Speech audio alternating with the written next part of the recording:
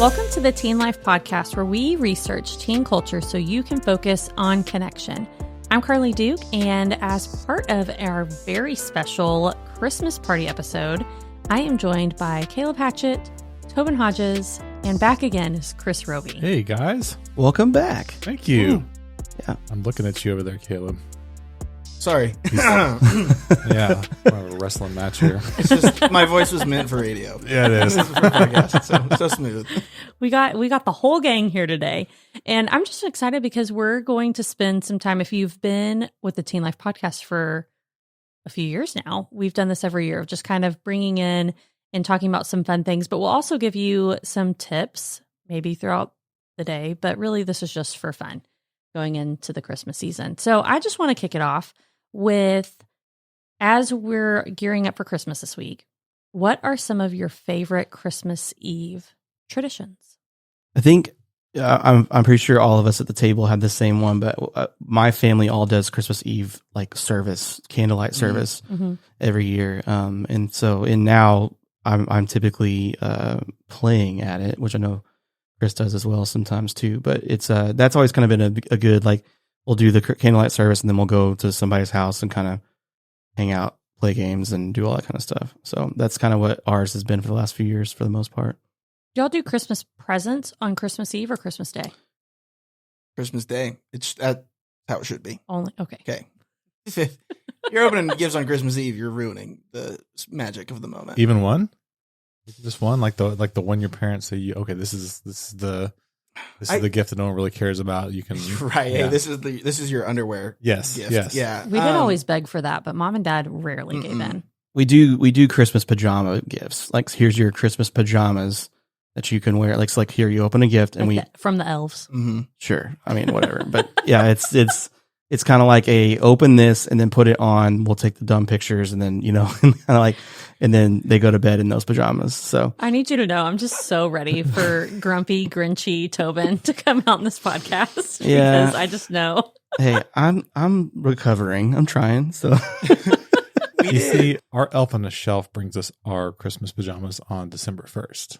So we get a whole month of. That's so smart. That's genius. It's great. Yeah. Getting Christmas themed things like the day before or the day of Christmas is not helpful. I feel like we talked about I said that on last week's episode because we were talking about like how every Christmas my grandmother would give me like a Christmas sweater on Christmas. I'm like, thanks, Grandma. I can't wear this again for 360 days. So you have a smart elf. We really do. Yeah. We did a matching family pajamas one year and took the most. It should have been on awkward family photos. Like, it was so bad. Like, can you link that into the notes of the episode? I'm sure I still have it. We'll try. It was like a weird amalgamation of like a prom pose type picture with like I'm in the middle. It was a rough family pic. So we haven't done one to be in the show notes here. Yeah.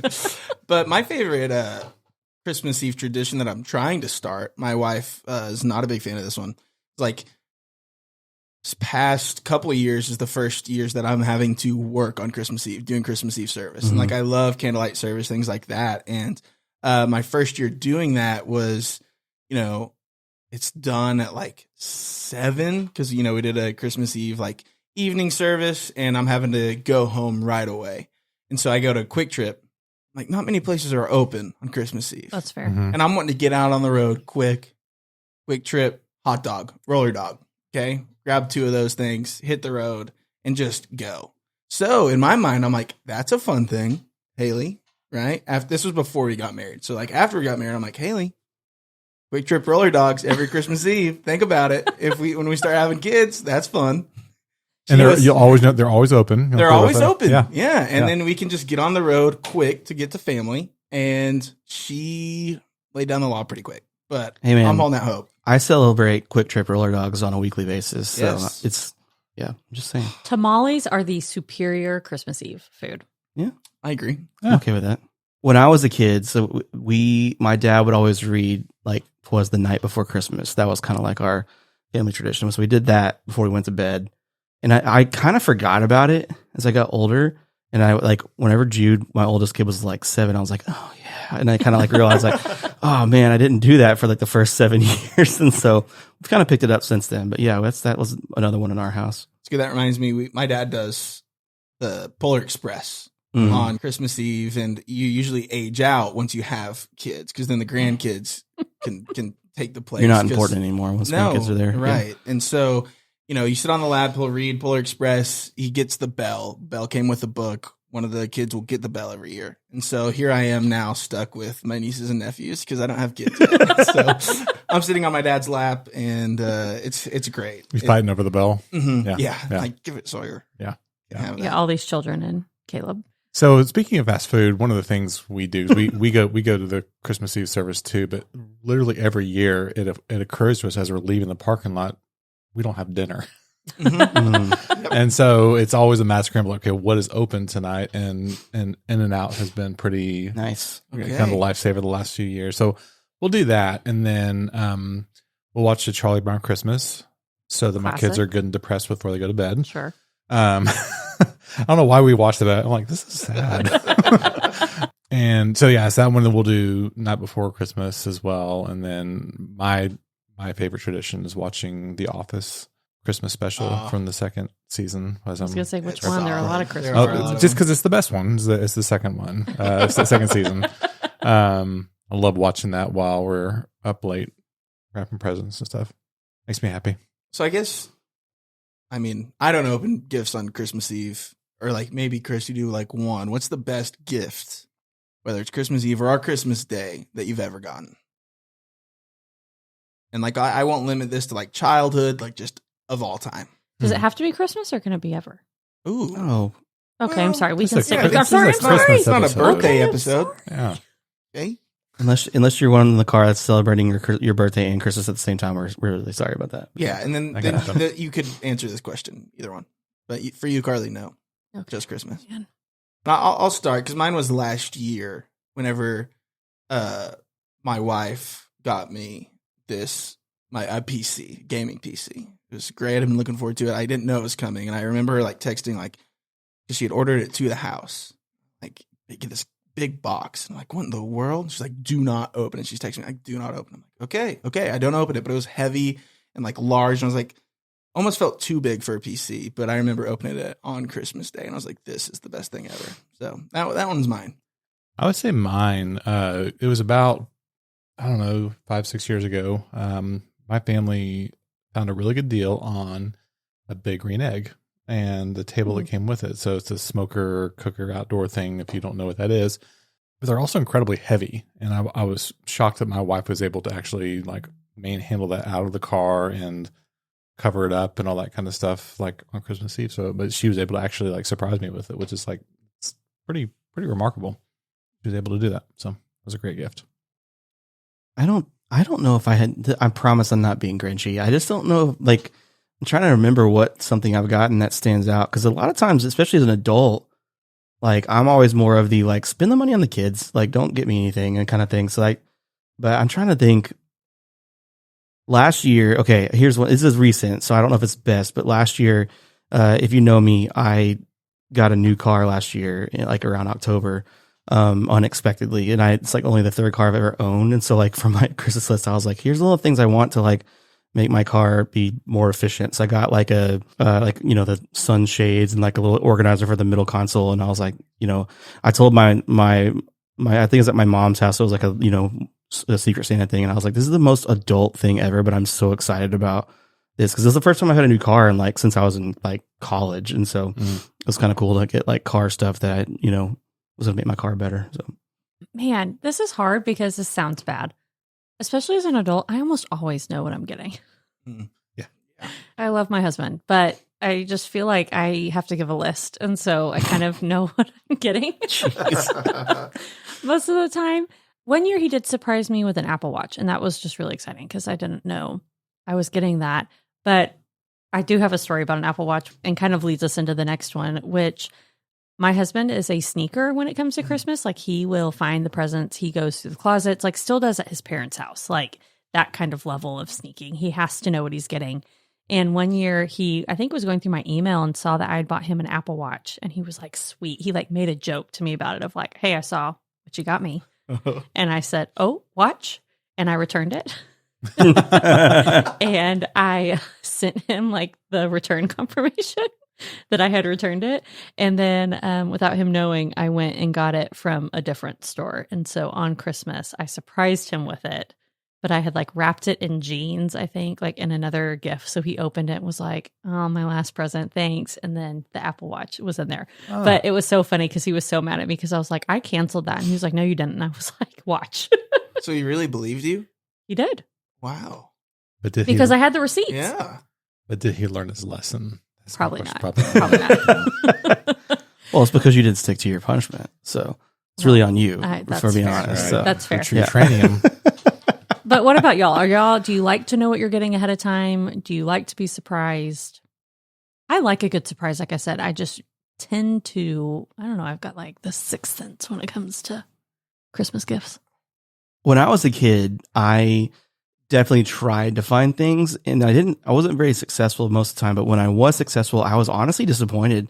Like in like I got what I wanted, but then I was like, oh, that kind of takes away the fun. Mm-hmm. You don't really realize that as a kid until afterwards. You're just like, oh, I shouldn't have done that, but then, so yeah, I think that as an adult, I've just kind of stopped trying to find this stuff, but I do like have a lot of curiosity about this stuff. Cause like my wife has like a closet that she stuffs all the things and has a sign like, no one's allowed, don't go in here kind of thing. And, just that sign alone makes me want to go in there and find all the things. But, cause it's like I'm going to do what you told me not to do kind of thing, which says more about me than it does about, Sure. The Christmas stuff. But yeah, so I think now I don't really try to sneak because I like kind of the fun of not knowing what's coming. So I have to wrap presents as soon as they come in my house because of Josh and our children. However, last year sometimes I'll hide them in weird spots. Like if I get them like super early on sale. And last year I lost a shirt that has still never been found. my mom does that.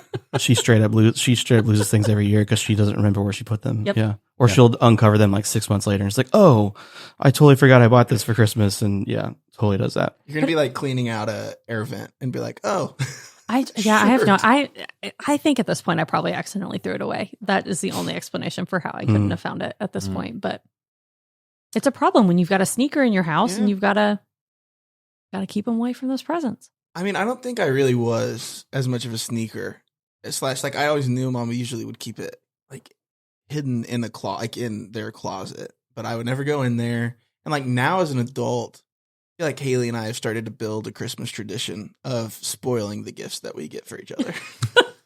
'Cause it's like and she's the same way. Like get too excited about like, oh, I think you're gonna really like this gift. So you spoil it for the other person. Well, I'm like, do you want to know? Oh. And she's like, well, yeah, I want to know. And you're like, no, I shouldn't tell you. She's like, no, like, come on, tell me. So we'll always end up telling her. Last year, though, spoiled the main thing, which is like a coffee grinder. She really loves coffee and like felt bad. And so I was like, I need to get her something else. She mentioned she liked homemade pasta. So I got her pasta like roller. And that was the really big. She was like, oh my, it wasn't that exciting, but managed to keep that one a secret this year. I already spoiled the gift that I got her. So, okay, love. You need like a neutral third party to help you out with all this. Yeah. Like just someone to hold all the presents and like they're the lockbox. but she'll also tell me because she gets excited about the gift she's given me, which was why I was so surprised about the PC because I had no idea that was coming. She was able to keep that one a secret, but usually it's almost like a fun tradition. Hey, we're going to know each other's gifts by Thanksgiving. So that's fun. Now you know what to look forward to. New tradition. Okay, so kind of to wrap up a gift conversation, we talked about this a little bit, but Chris wasn't here. But kind of to come back, were you ever disappointed with Christmas presents? And then like kind of twofold, how can parents who are listening temper expectations for their teenagers? Like if their teenagers have high expectations and then they're disappointed, how can we help that? I think mine leads into both because I remember one year I'm like opening presents, and it's like clothes after clothes after clothes and things I didn't ask for. And I'm like, what's this? Does mom not like what I wear? She like, I think I look good. Anyways, I just remember like mom was like, could tell because I don't hide the emotions very well, like how disappointed I was. And she's like, I was like, I don't know. I thought I'd get something more. She's like, well, first of all, you didn't tell me. Everything you did tell me was like so expensive that like I can't like, I would have to like get you one gift that you wanted.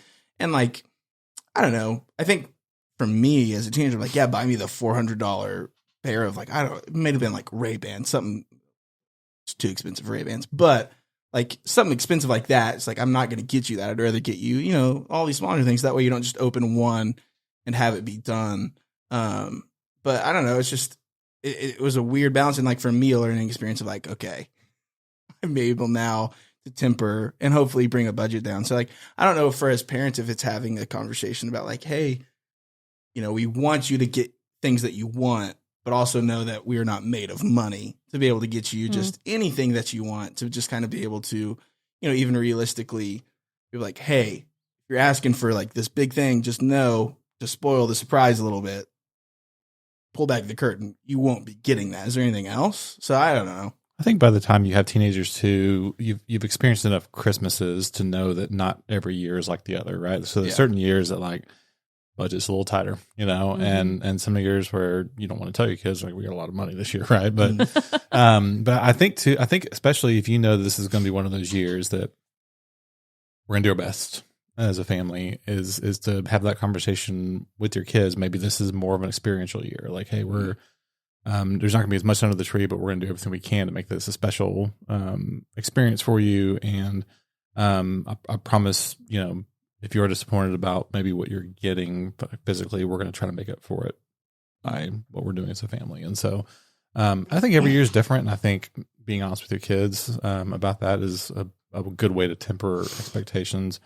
I know my bad gifts were always from grandparents. Same. Like, they just really were like, and I had this, my mom's dad was kind of a reclusive old guy who just didn't understand anything regarding fashion or whatever. And he would have his live-in girlfriend shop for him, and she would buy stuff that was just horrible. Just, you know, rest in peace, both of them. But just, you know, and luckily we never had to open it in front of them. And so my mom was like, yeah, we know this is no good. Just, you know, I think, you know, just get through it. But, yeah, they were always really bad. Like white shorts, like white jean shorts, those kinds of things. Yeah. Oh no. Yeah, they're pretty bad. Never touched my skin. Those might come back. I was going to say, that sounds like a great present. Yeah. I mean, y'all go for it. But I mean, the thing too is with my teenagers and really my younger kid too, we started the tradition of having like, you're going to get 3 things. That way it's like, cause they get spoiled by grandparents, spoiled in other areas and stuff. So it's like, at least in our house, it's like they know they're going to open 3 things, and then we're going to have stocking and stuff like that. But this year with my teenager, actually, I know something that he wants that I think will be better for him. I said, you have a choice. So would you rather have your 3 things, or would you want this one thing and only open one thing? And he was like, oh, the one thing. I want the one thing. Mm-hmm.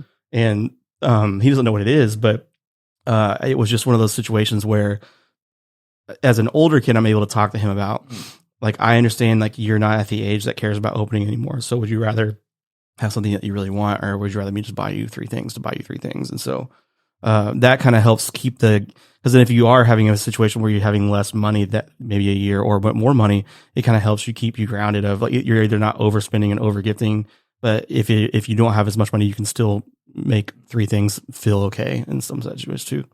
I just think as a parent, I don't have teenagers yet, but I can see, like, I remember, I think I got a phone one year for Christmas, and that's like a huge deal. And then it's like, what do you do the next year? And if you're constantly feeling like we've got to one up ourselves every year, quickly you could get to the point where you're like, I can't afford to do this anymore, especially if you have several teenagers. And so I think y'all have all given great advice, and we've kind of said this, but not said it. If you have older teenagers, I don't think it's bad to tell them, hey, here's your budget. Give me some ideas, or just so you know, here's what I'm thinking. And like you're saying, give them a choice. Do you want lots of little things, or do you want one big thing that is going to take up your whole budget? But especially if it's a year where you know they want something that is out of control. My kids still will ask for stuff that I'm like, we're not getting that. Like, I don't think you have any idea how much that costs. And so like our thing is like, you don't get everything you ask for. And that just is what it is. But as teenagers, if they're really talking about one thing and you're thinking in your head, they're not getting that. If you talk to them about it ahead of time, maybe that can help the day not be ruined. If you want to talk about the budget too, that helps them get an idea of, oh, this is how much things cost. Like if they haven't been working or paying for their own things yet, it's kind of an idea. Like, yeah, when you ask for that PlayStation 5, that's very expensive. Here's how much it costs. That's, this many QT rollers. And so there's all kinds of things that it could, like, that could be, you could have this thing, or you could have a lot of these things. And so I think that kind of gives them a mindset of, it also shows them that, hey, money is not, like, it doesn't come from anywhere. It goes quick too. Mm-hmm. I like the idea of making everything in the context of QT hot dogs. Yeah. Yes. I agree. So, hey, that's 200 QT hot dogs. Does that exchange rate change over time, or like with the economy so and then, interest rates? that's also teaching them inflation. So Right. it's 2 and 1. So there you go. That's less. Oh my goodness. Yeah. So I would say, along with that, one of my favorite parts about Christmas is Christmas break. Like having some time off. And I think when my kids were littler, it was a little bit more of a whip. But I feel like now they're older in school, and my kids are busier now, the Christmas break is just that much more special, I feel like. So for you guys, what are your favorite Christmas break musts? Like what do you got to do with your time and that 2.5 weeks you have off from school, or your kids, family? Lazy answer. I just want to take some time for me. I want to take some time to read a book, not do anything, like totally unplug, like as an adult. As a daughter still, me and my dad, I've probably mentioned this in our podcast before because it's what we do every year, but me and my dad love to watch White Christmas. It's just the best Christmas movie. You just don't argue with me on that. And we always go to we try to go to like a historic theater in Grapevine and watch that together.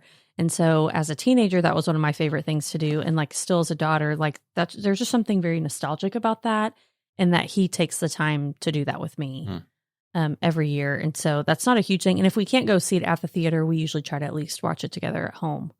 But I don't know, there's just something of like, we always do this. This is what we do.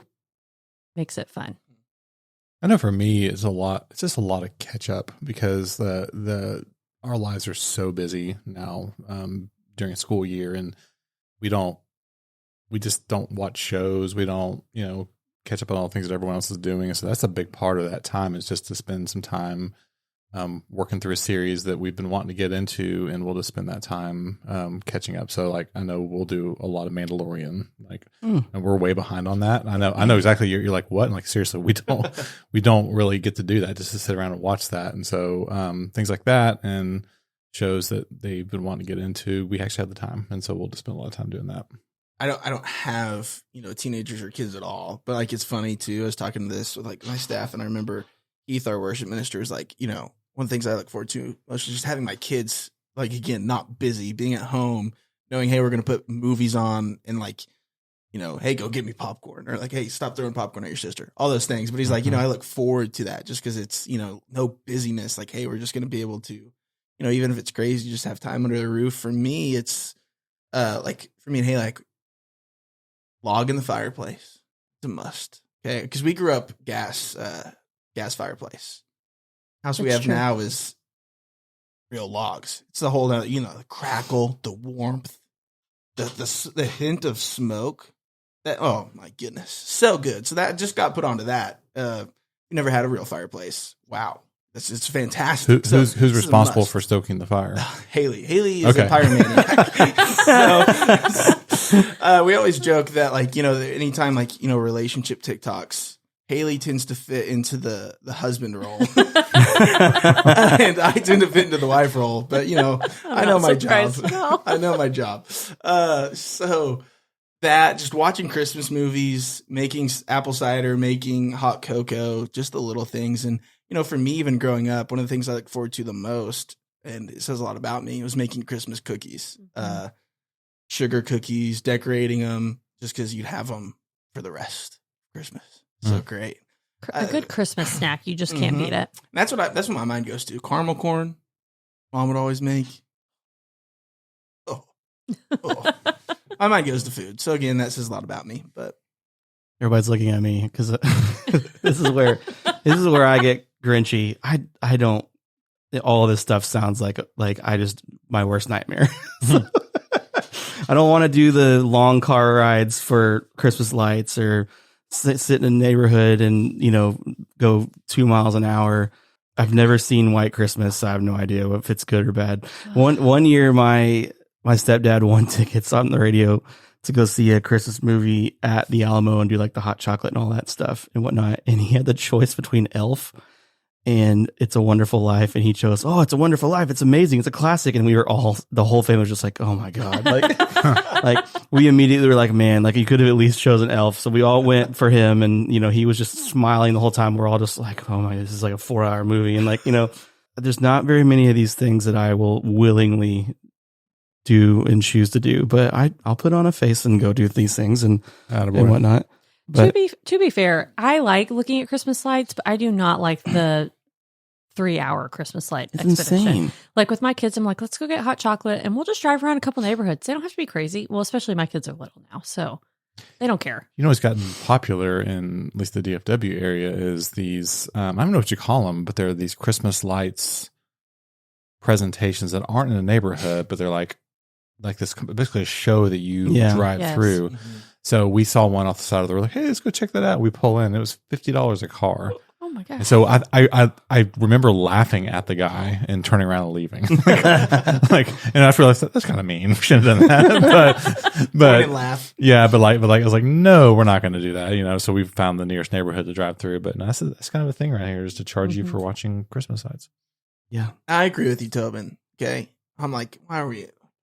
I'm like, if I'm going to a friend's house and like, you know, and driving through the neighborhood, see some cool lights, yeah, it's great. But I'm just always like, they're lights. Okay. I just want, I think I just want rest. And I feel like with all holidays, but especially Thanksgiving and Christmas breaks, it's just how many things can we cram in the 2.5 weeks? And that's whenever I get like grumpy and just like, can we just like take a day where we don't do anything? And the answer is always no. Well, but I do think that's important. If you have teenagers in your home, keep in mind, Christmas is fun, but they're tired. Mm-hmm. Like by the time they get to this point, they want to do Christmas things with you, but maybe ask, what is one Christmas activity you want to do? And then let's think of some ways to rest and still do Christmas at home. Like put a movie on, put a show on, and eat popcorn and drink hot chocolate, do a puzzle, play. We loved playing games growing up. Like we would set out Risk that you would play all weekend, or other games like that where it's not high intensity. It's not having to be out, but maybe choose your activity wisely, if that makes sense. Yeah, I was going to ask you, what are some Christmas activities that you think teens would enjoy? Because mine is so apathetic. I don't know if I'm trying to think what, I think video games and games would be fun. But yeah, like I like the idea of putting out a board game and kind of playing it over the week is good. Like Catan's a big deal in our house. Well, we'll put that out and you can come back to it. And yeah. And so I also feel like Christmas break also makes for an interesting like battle almost. At least like I felt mom and dad did a good job like with me of like, you're also at a break too, like where your friends, it's 2 weeks. So you have an overlap where your friends are all in town. You want to hang out with them while you also have to balance family activities, family traditions, stuff like that. And so, you know, being able to be sympathetic to your teens, like wanting to go hang out with their friends and be like, hey, like, yeah, you don't have anything to do. Like if you want to go spend the night because you don't have any responsibilities, like go do that. Go make memories and stuff with your friends. Yeah, I don't know. I feel like that was something that I always like to do just because, you know, there's certain things, you know, hanging ornaments, things like that, again, I don't know if I'm a Grinch leaning Tobin's way of just like, you know, it seems more like a chore. It seems like you're using me as free labor.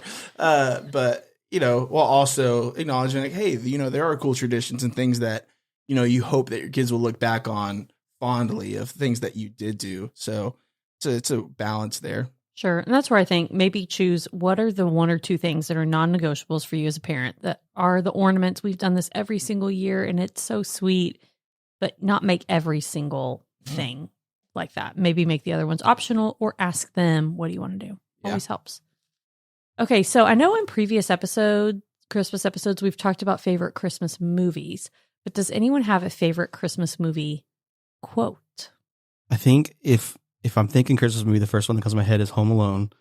And I used to say all the time, like, a lovely cheese pizza just for me. Like whenever I got pizza delivered to me or whatever, I think that's probably the one I do the most. Or like the bless this highly nutritious, like microwavable macaroni and cheese and the people who sold it to me on sale. Like, yeah, I love those too. That's a great, there's a lot of good quotables in that movie for sure. think for me, the one that I quote most often, and again, it is my favorite Christmas movie, is Jim Carrey's The Grinch. So good. And there's so many quotable things, like near the start, whenever he, is like in the robe and he's just sitting, at the abyss, like just, eating glass and stuff. He's like, am I just eating because I'm bored? And I ask myself that often. So that one's fun, Max, That's Not a Chew Toy is a classic. Just, they're not necessarily Christmassy, but they're things that, I find I work into daily, sometimes weekly, quotes. My favorite, though, is, again, sorry, Tobin, It's a Wonderful Life. And I love it. And I don't know, I was talking about this, like, with a few of my friends the other day. It's like, I don't know if it's because, like, the work that I do is like a ministry, things like that of, I'm not in this for the money. And so it's like, at the end, whenever he's there with all of the people and the relationships that he's, built. And it's just like, oh, it's so heartwarming. But it's remember, no man is a failure who has friends. It's so good. It's a little unfair because I feel like your dad has kind of made y'all into this like nostalgia Christopher's. So yeah, I think if I grew up with Hatch, I probably would be the same way. But yeah, it's. I'd say I did not grow up with that. So mine is same movie as Tobin's, except it's a movie within a movie. Keep the change, you filthy animal. Yep. You can't get. What's the name of that movie? Like Angels and. I don't think it's a real movie. No, it's not. But there's a name for it. Like there's a name. I forget what it's called. Like. Where'd you find that out? When he puts in the VCR, I believe it shows it. Yeah, it's not a real movie. No, they made it for the movie. Yeah, for Home Alone. Yeah, that just blew my mind. Yes, I just assumed because I'm like, I'm young. It's before my time. Just so you know, I found out about this a couple years ago. You're fine. Okay. Yeah, no, it makes you feel better. Yeah. I think, man, I could come up with a lot. I think if you're going like more sentimental Christmas movie, or not Christmas movie, Christmas quote, when Elf says, the best way to spread Christmas cheer is singing loud for all to hear. I just love it. So sweet. But I agree with Caleb. I love The Grinch, the Holiday Hoobie Wuddy, These Two Not Dead Yet. Like there are just a lot of great Santa quotes. Bye yes. bye. That we love. And obviously White Christmas too. I think me and Dad always laugh at the part. If you've never seen it, you won't know this, but there's a part where one of the girls goes, mutual, I'm sure. I don't know. It's just like when that part comes up, it just is so good. Now to wrap up, because we're going long, but that's okay because we're having Christmas fun. Right. I will give a brief warning. If you have children, smaller children in the car, we are going to talk some Santa secrets. So right. Maybe this is the time that you bow out. Or at least put headphones in. There you go. Okay. Hopefully they're gone. Between us, how old is too old to do Santa? Like for our teenagers, like do you still do stockings? Still set out cookies? What does that look like for teenagers? We'll do it for a while, probably in our house. We have what we affectionately call Captain Christmas, is who I'm married to. And we will likely do something along those lines, belief or not, in some level. So I will tell you, and I don't remember if I've said this in a previous episode or not, but I was well into my adulthood before I realized that stockings were associated with Santa. I'm serious. I just thought that was just kind of like a little Christmas bonus. Yeah. But it was. You got the stocking gifts. Yeah, they're all the ones that like no one cared about were up there, right? But like no, I never did until actually I got married and like I had no idea. But and maybe I just wasn't paying attention when I was a kid. They don't do that in Germany. I guess not. Yeah. But I never made that connection that is exclusively his domain. Interesting. Yeah, stockings will always be a thing in our house because that's kind of like the junk candy and that kind of stuff. And my grandmother always put an orange in the bottom to that kind of stuff. They will always happen necessarily. Like I have a 10-year gap between my kids, so we're now my oldest is viewing Santa through his eyes and he's loving it, and so we'll always do stockings for sure. As far as like how old he is, like I don't really know. I can't even remember when Jude like figured it out, to be honest with you. But my lovely wife is she gets very jealous of Santa taking credit for gifts that she thought of, and so like I have a feeling we'll probably be on the younger side of whenever our youngest is like, That's a thing. Yeah. It's a real yeah. thing. So I have a feeling we'll probably have an earlier conversation whenever Winton is just like, I loved this gift from Santa, and it's like, no, like I got that. So, but I think we'll always do like the stockings for sure. Yeah, my 6-year-old figured it out this year, and this morning I heard him go, Janie, Oh no. guess what? And I Yeah, was like, he's gonna no. play emotional hostage. Oh. Yeah. He has already gotten warned that maybe his stocking might be a little lighter than hers, because I was like, we are not ruining the Christmas Fill it with magic coal. Please fill it with for coal. See what he anyone does. else. But if you want Christmas, you gotta, like, in quotes, believe Mom still does stockings for adults. Like us as adults, we still do at least something. They're smaller than obviously we were when we were kids, but we still set out the cookies.